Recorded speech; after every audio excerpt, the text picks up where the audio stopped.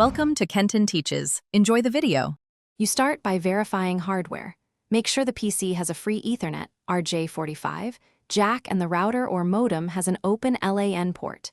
Take a Cat5e or Cat6 cable. Inspect both ends so the plastic clip and gold contacts are undamaged.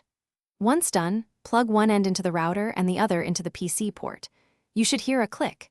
If your PC has multiple ports, use the primary one. Disable Wi-Fi so the system prioritizes the new wired link. Next, verify the physical link. Look for amber or green LEDs at the NIC and router LAN port. Blinking shows activity.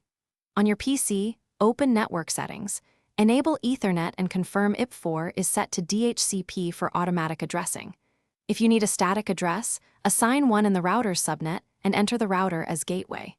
Once configured, test by pinging the gateway or visiting a web page. Make sure DNS is set either to the router's DNS or a public resolver, so names resolve properly. Finish by confirming stable connectivity.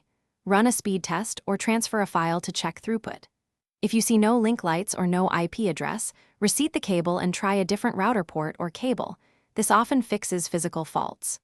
Once done, reboot the modem, router, and PC in sequence to clear transient network states. If problems persist, run ipconfig or ifconfig to inspect IP configuration and release/renew. This process identifies whether the issue is physical, addressing, or upstream. Thanks for watching. Please subscribe if this video was helpful.